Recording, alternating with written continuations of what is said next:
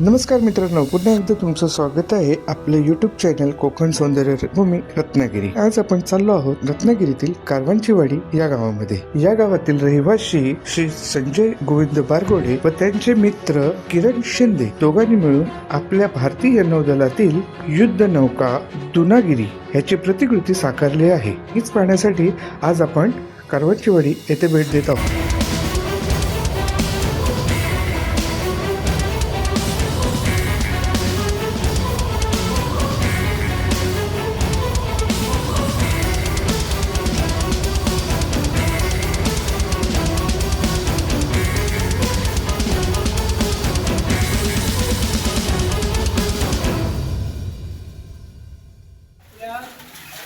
National education policy म्हणजे त्याला राष्ट्रीय अभ्यासक्रम जो म्हणतो, त्या राष्ट्रीय अभ्यासक्रमामध्ये कौशल्याधिष्ठित जे काही उपक्रमाच्या अंतर्गत शाळांकडे जाईल त्याची माहिती घेणं आणि त्या अनुषंगानं अंमलबजावणी असा एक उपक्रम आपला आहे.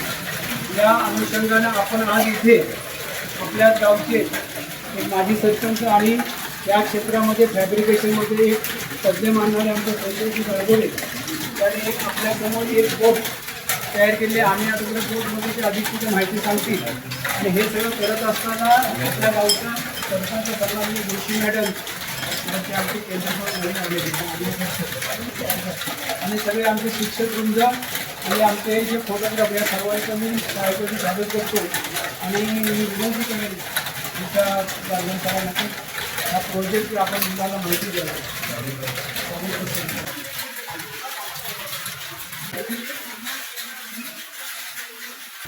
आता हे बघा, स्वतः त्यांनी हे तयार केलेलं आहे. आपल्या एका कारवांच्या गावामध्ये एवढं मस्तपैकी एक प्रोजेक्ट त्यांनी उभा केला आहे. त्या संदर्भामध्ये जे माहिती होती किरण शिंदे त्या त्यांनी हा सगळा इथे एक बोट बनवलेले आहे. ही बोट म्हणजे वेगवेगळ्या प्रकारच्या बोटी असतात. त्याचं ते महत्त्व मी सांगण्यापेक्षा त्यांच्याबरोबर ऐकायला आपल्या सर्वांना अधिक आनंद होईल आणि त्या विनंती करतो की त्यांनी त्या संदर्भात माहिती द्यावी. तर पहिली गोष्ट म्हणजे काय माहिती त्याच्यामध्ये आम्ही सगळे बनवले आहे, ठीक आहे. ठराविक पाठी म्हणून माहिती आहे, तुम्हाला देतो माहिती आहे त्यामध्ये. तर असं जोडायचं हे ते ओरिजिनल आपलं आपल्या गाडा याच्यामध्ये सामील झालं आहे, सध्या कार्यरत आहे ते आपल्या. तर त्याचं हे डुप्लिकेट मॉडेल होतं जेणेकरून काय होते माहिती हे त्यांच्या प्रोजेक्ट असतो की हे एकदा पाण्यात उतरलं की कोणाला बघायला भेटत नाही, तुम्हाला एंट्री पण नाही घेतली. म्हणून हे सगळ्या मुलांना किंवा आणखी लोकांना बघायला भेटावं म्हणून हे शो मॉडेल आहे ते असं. तर पहिली गोष्ट म्हणजे आता समोर इकडे विचार केला आपण हे जे सगळे आहेत ना ह्याच्यामध्ये मिसाईल होतं, ह्याच्यामध्ये हे ओपन होतं म्हणजे आपले ब्रह्मोस वगैरे मोठे मोठे मिसाईल त्याच्यामध्ये असतात त्याच्यामध्ये. तर हे आता दुसरं आपलं छोटं दिसतं पण ह्याच्या पलीकडे म्हणजे हे 150 मीटर म्हणजे 150 मीटर ना ओरिजिनल लांबी. मग त्या हिशोबात आपण हे छोटं केलं, एक 13 फूट आहे पूर्णपणे. तर त्या हिशोबात ही त्याची संपूर्ण जे मिसाईलला बसवले जातात ती त्या हिशोबात बसवले आहे. म्हणजे त्याची कल्पना करा केवढी असतील असा विषय. तर हे विषय आता ह्याच्यामध्ये हे जे ना ॲट ए टाईम सगळे एकदम फायर करतात. जर विश्वास फोडून आला ते ॲट ए टाईम फायर करतात सगळे, हे दोन्ही पण. तर फायर झाल्यानंतर संपूर्ण धूर होतो. ते धूर सग करण्यासाठी हे स्पीकर असतं, सगळं दूर आलं तर ओढून घेतो, त्याचा विस्तारा डोर काय आहे आपल्याला असा विश्वास होतो. बरं, ह्या केबिनमध्ये ह्या विंडोज आहेत ते आपल्याला इथं बसले असतात, तिथून सगळं ऑपरेट करतात. या डेकमधनं आपण इथून वरून ऑपरेट करतात, वरचा क्लिअर येतो सगळं समोर आणि आपले काही असतात त्यांना करायला. दुसरी गोष्ट हे जे वरती आहेत ना ते रडार टाकले सगळे काम करतात. म्हणजे चारी बाजूला कोण आपल्या हे करतोय हां असे त्याच्यावरती करतो. दुसरी गोष्ट पाण्याखालीचे हे ह्याला सोनार म्हणतात. सोनार त्यांच्यापासून आणखी काय नाव असं काय मला माहीत नाही, पण आम्हाला माहिती आहे ते सोनार पण म्हणतात त्याला. तर हा काय काम करतो, इथून जे हे त्याला दिसते समोर खड्यामध्ये किंवा पाण्याखालून कोण अटॅक करतं आपल्याला तो त्याला लगेच कळतो. हे सगळ्यात महत्त्वाचं पाठ आपलं सगळं आपल्या याच्यामध्ये असतो त्याला. आणि हे सगळं एंट्री लेवल त्याला ऐकतं सगळे त्याच्यामध्ये बारीक सगळी गोष्ट सगळं ऐकतं. त्याच्यानंतर पाठी बघण्यात ना हे पण सगळं मिसाईलचं आहे सगळं, ते सगळं एंट्री नाही. तिथं हेलिकॉप्टर होतं आणि 2 हेलिकॉप्टर अकॅडमीच्या आपली जातात याच्यामध्ये आतमध्ये पूर्ण पण राहतात. हे सटरेतनं उघडतं इकडून आणि अशा आपले 2 हेलिकॉप्टर राहू शकतात. थोडा मोठा एरिया असतो आतमध्ये ग्राउंड असतं आतमध्ये भरपूर मोठा काय एरिया असतो आतमध्ये 11 मीटर किती लांबी असते ओरिजिनल 150 मीटर लक्षात घ्या आपल्याला हे त्यांनी प्रतिनिधी स्वरूपात नकाशा आपला असतो अख्खा भारत देशात नकाशा एका पानावर राहतो पण त्याचे प्रमाण दिलेलं असतं 1 सेंटीमीटर म्हणजे किती किलोमीटर दिलेलं असतं तसं हे प्रमाणित करून हे यांनी कोड बनवलेले आहेत आजच्या आधुनिक युगामध्ये युद्ध असेल किंवा तंत्रज्ञान असेल तर सगळ्या गोष्टी तंत्रज्ञानावर होतात त्यासाठी अवकाशातून आपल्याला हल्ला होऊ शकतो त्याचा बचाव डिफेन्स म्हणतात तो कसा करायचा आपला जर अचूक मारा करायचा असेल तर त्या ठिकाणी कसा अचूक मारा करायचा पाण्यातून जेव्हा एखाद्या बोटी येतात त्या बोटी दिसत नाही मग जेव्हा त्या ठिकाणी आपले यंत्रांचं रडार यंत्र याने म्हटले रडार पूर्वी शिकारीला पण पारदीला पण गेले हां पूर्वी पारदीला ना एक झाडावर बसायचं वरती तुमच्याकडे कसं माहिती नाही आणि त्या झाडावर बसायला कुकरायचं इकडे गेले रे तर तो बरोबर येतं झाडावरून दिसायचं तशी रडार यंत्रणा कुठल्या दिशेनं कुठला देश येतोय तुम्हाला आता या निमित्तानं इराण आणि अमेरिकेचं युद्धाची चर्चा चालू आहे तुम्ही ते ऐकताय बरोबर ना हुर्मुझ बंदर त्यांनी बंद केलंय बंदरामध्ये म्हणजे बंदर किती महत्त्वाचं आहे हे पाण्यावर चालतं आज समुद्राला फार महत्त्व आहे आणि ते महत्त्व नुसतं पाण्यापुरतं मिठापुरतं किंवा ऊर्जेपुरतं मर्यादित न होता तंत्रज्ञानासाठी समुद्राचा फार उपयोग होतो आणि देशाची प्रगती त्याच्यावर राहून होते म्हणजे वरून हल्ले करण्यापेक्षा पाण्यातून हल्ले करणे हे फार महत्त्वाचं आहे आणि म्हणून तुमची संरक्षण यंत्रणा किती मजबूत आहे याच्यावर देशाचं प्राबल्य होतं आज अमेरिकेचा देशसुद्धा इराणवर युद्ध करताना बॉम्ब टाकल्यानं 100 वेळा विचार करतो का तर त्या देशाने सुद्धा प्रगत तंत्रज्ञान आहे आणि म्हणून त्याचाच भाग त्यांनी इथे बनवलेला आहे हे त्याच्यामध्ये प्रतिनिधी स्वरूप आहे इथे हेलिकॉप्टर 2 विमानं इथे उतरतात आणि विमानं आतमध्ये पार्किंग केली जातात म्हणजे एरिया कल्पना काय असेल ते आपली कार आपण म्हटलं तरी किती जागा लागते अशा स्वरूपात ही सगळी जी तंत्रज्ञान आहे की त्या तंत्रज्ञानाच्या आधारावर यांनी हे बनवलं फार चांगलं आहे तुम्हाला गर्व पण आहे की आपल्यासारख्या गावामध्ये आपण हे तंत्रज्ञान विकसित तुम्ही करताय कधी प्रयोग केल्याशिवाय आपल्याला सिद्धता पण होत नाही तर तुम्ही या माध्यमातून तुमचा व्यवसाय सांभाळून एक आवड सांभाळून परत तुमच्या अनेक इतर गोष्टी बनवण्यासाठी फार चांगलं येतं आणि त्या मुलांना त्या निमित्तानं संधी पण इथे निर्माण होते तुम्हाला आणि काय प्रश्न विचारायचे असतील बनवण्याचं एक वाक्य सांगितलं की आपल्या देशामध्ये कारवार असेल विशाखापट्टणम असेल तर तिथे नेव्हीचे पॉईंट आहे हे त्यांनी काय वाक्य सांगितलं की हे बघायला मिळत नाही देशाच्या सुरक्षितरित्या दुसरी कोणातून हे तिथे एंट्री नसते की कारवार पण 2 वेळा गेट वगैरे करत आलो तर आपल्याला बघायला मिळेल असतं तर एंट्री कोणाला म्हणजे मिलिटरीच्या लोकांना आणि त्याच्या फॅमिली मेंबरला ते पास करूनच एंट्री मिळते तर त्याची द्रोणागिरी ना द्रोणागिरी आपलं जे नेव्हीचं हे आहे त्याची प्रतिकृती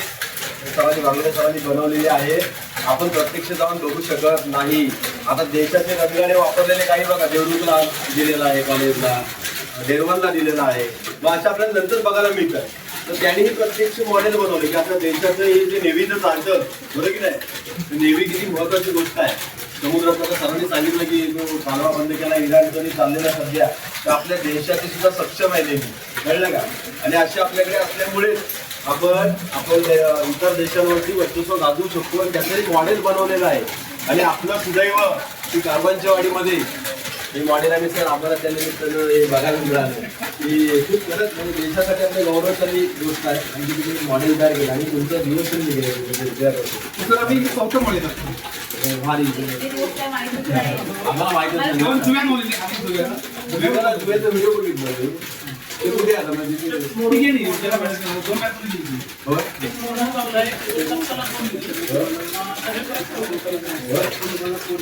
बघा ही कल्पना राहणार आहे पुन्हा बनवले माणूस नाही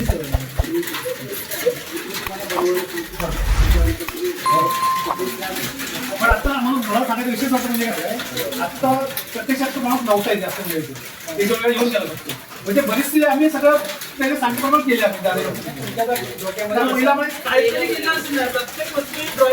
आम्ही स्केलमध्ये केलेलं आहे म्हणजे करायचं म्हणून केलेलं नाही स्केलमध्येच पाहिजे तरी तो स्वतःवर पडणीवर करायचं आता सगळं आम्हीच केलं इथं मीच केलं सगळं तरी कसं तुम्हाला स्वतः येतं ना इथं करायला तो पहिली 3 असताना मग आम्हाला अनुभव जास्त होता त्या पहिल्याचा. पण आता मला ते इझी पडलं सगळं.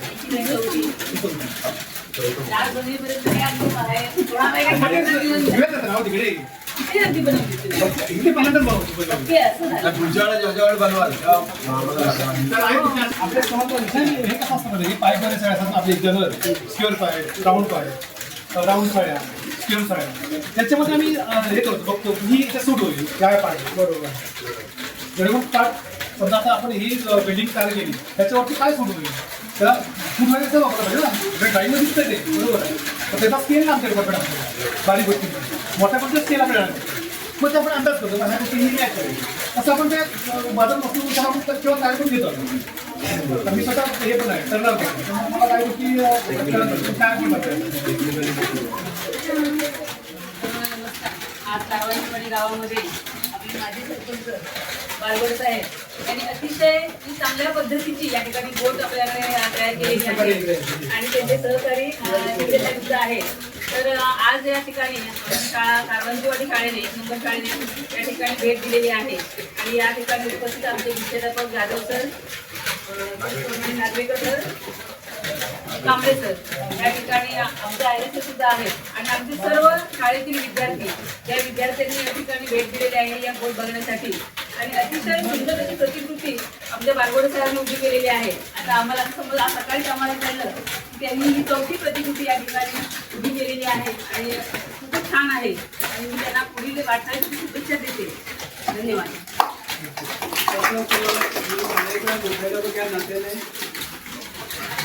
आपले वाढवलेला त्यांना धन्यवाद देतो.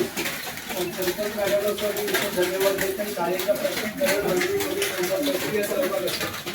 शाळामध्ये जेव्हा आम्ही त्यांना ज्या सरकारी नागपूरला ग्रामपंचायत विभाग आणि त्या स्वतः शाळेशी संबंधित असलेल्या कुठल्याही गोष्टीमध्ये कधी शाळेच्या ह्याच्याशी होत नाही.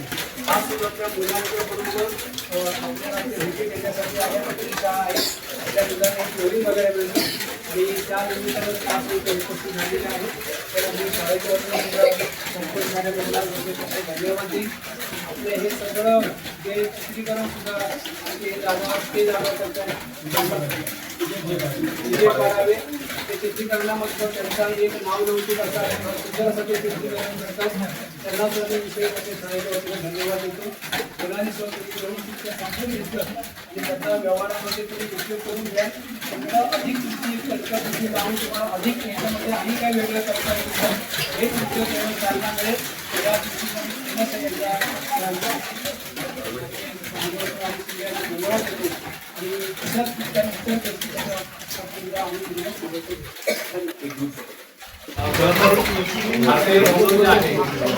भारतीय सैन्य जे आहे ते 3 प्रकारचं सैन्य असतं. भूदल, नौदल आणि वायुदल. त्यापैकी नौदल हा तितकाच महत्त्वाचा भाग आहे. भारत जेव्हा स्वातंत्र्य झाला तेव्हा फक्त आपल्याकडे विक्रांत ही फक्त युद्धनौका होती आणि पाकिस्तान झालेल्या युद्धामध्ये विक्रांतने फार मोठी कामगिरी केली होती. त्या युद्धनौकेनंतर भारताकडे आज 9 पाणबुड्या आहेत. अनेक प्रकारच्या युद्धनौका आहेत.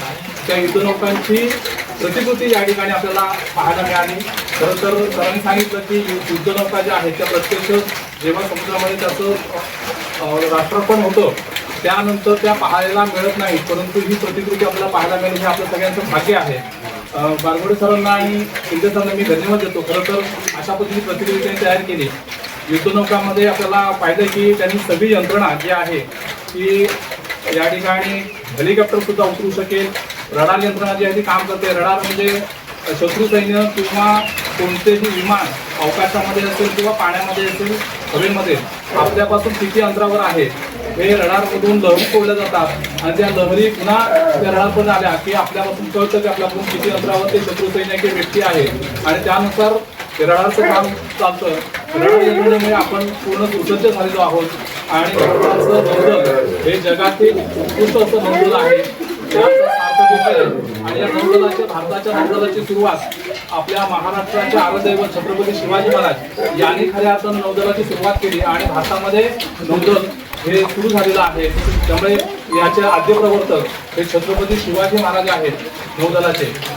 त्यामुळे या नौदलाचा अभिमानास्पद असा गौरवाखाली असा आपल्याला इतिहास आहे. त्या इतिहासाबद्दल आपण सर्वांनी जाणून घेतलं. या कार्यक्रमाची ठिकाणी पाहायला मिळाली. त्याबद्दल पुन्हा एकदा धन्यवाद देतो. धन्यवाद. चला तर रांगेत चला.